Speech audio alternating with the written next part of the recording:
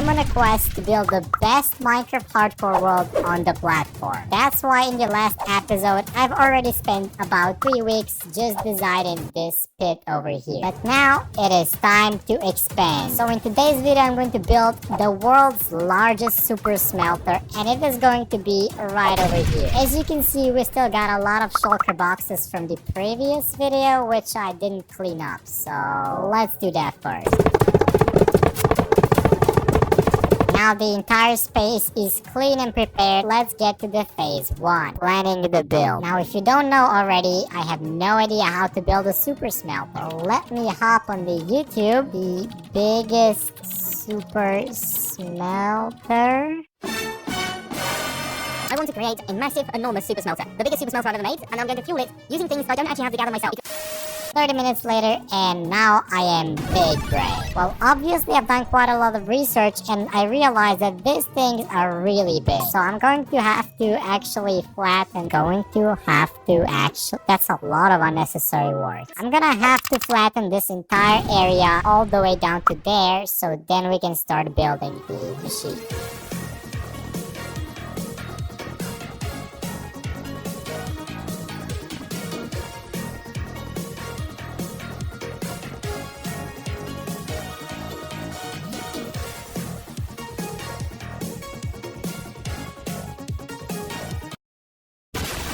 Well, that took me quite a long time. Meanwhile, you were watching the hyperlapse. I already got the schematics and material list for the entire build. Yeah, that is totally what happened. So let me just find the list and let's collect every single material. As you can see, we need quite a lot of materials, starting with 600 hoppers, 500 powered rails, 400 white stained glass. This list goes on forever, dude. Luckily, I already have the wood, but the iron is not gonna cut it. I am going to need a better iron farm than that. Let me just quickly do that. Go AFK for a couple hours, and there we go. We have enough iron to craft 600 hoppers. Let's grab all the wood, craft it into chests. 10 stacks right over here. Now let me just grab all of those chests, iron, and let me make 10 stacks of hoppers. So the next item on the list is a whole bunch of powered rails. And as you might know, if you've ever made something like this, those require a gigantic amount of gold. This thing should produce me about 1,500 gold ingots every single hour. I'm also gonna need the redstone. What is this? Hold on, isn't this a very rare thing? And let me get the redstone. I guess we have to mine it manually. So mission redstone it is. Now all I have to do is just craft. These are all the powered rails I'm going to need. Now I'm just going to speed run through the rest of the items until I have everything on the list. Yeah, boy.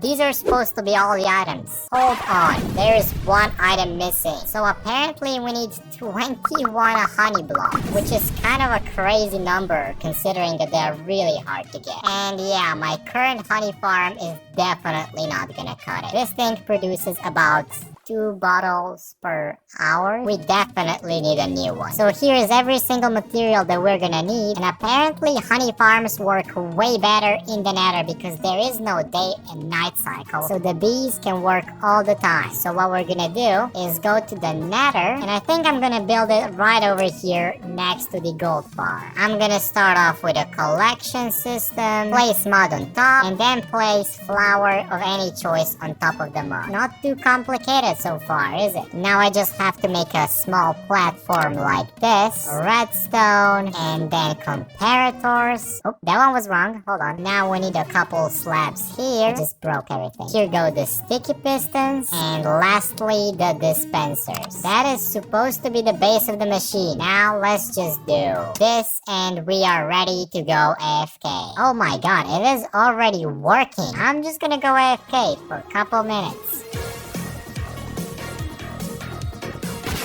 And I think that this will be enough honey for my super smelter. Let me just store it into the shulker box and we are ready. Let's go. Let me load in the schematics. Where am I going to place this thing? Because it's kind of huge. Let me also grab all the materials. So basically what we have here is 3 different modules connected together into one singular furnace array. So now we got a triple ultimate furnace array, I guess. And let me build this thing layer by layer. I'm gonna be back in an hour.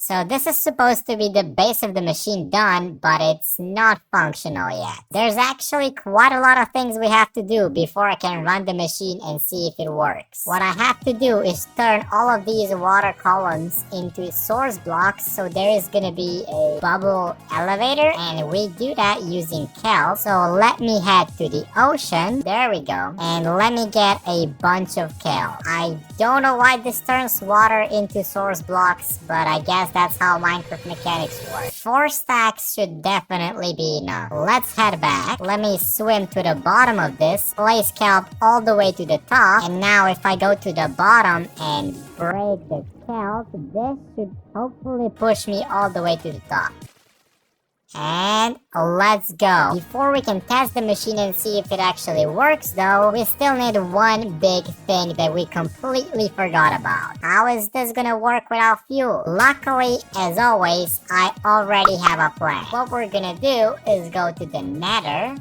Yes, we're doing this again. Hello, honey farm. It's not like I built you 5 minutes ago. Why is there a bee outside of the... Now I just have to follow all of those blocks. This is so annoying. I'm just gonna wait till the poison stops. We should come to the Wither Skeleton Farm, which, if you don't know, is a great source of fuel. I'm pretty sure you can tell that. Now, this is not gonna store hundreds of thousands of coal, as you can pretty much see. We need a really good collection system. So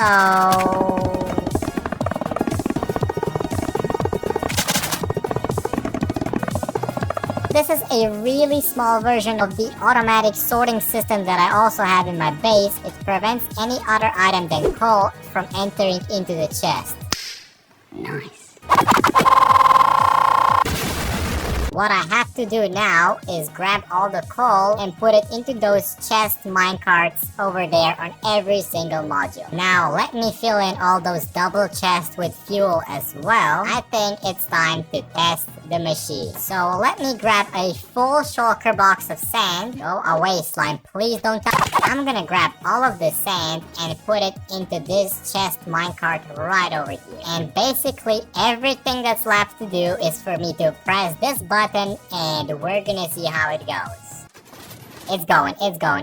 3 chest minecarts dispensed at the same time, and they are now running and collecting the items as fast as possible. That is actually crazy. Look at the speed of smelting. About a stack every single 20 seconds. Keep in mind that this is just one module working.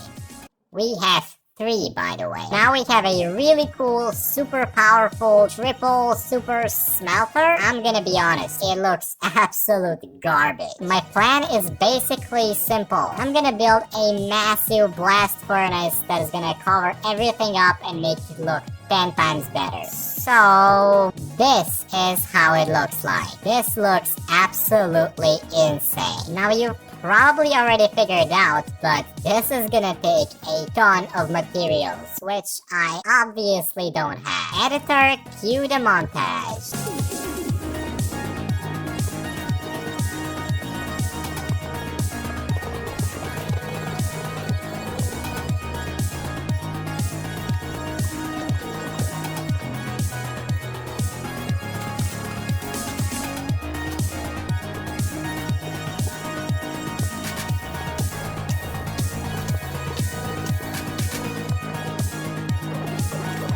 And that should be the last of the items that we need. Just look at that absurd amount of items. We need almost a full shulker box of iron bars. Are you kidding me? So let's do this.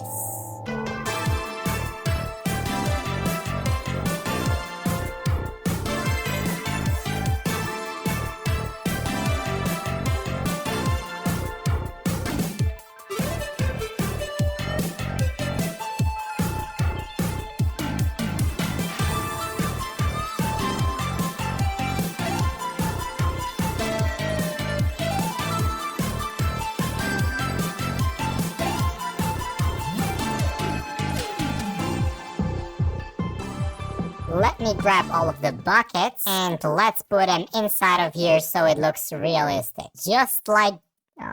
come on. Just like this, we have completed the decoration. I did not expect it to look that good, actually. Now I think that it is safe to say that we have completed... Oh my...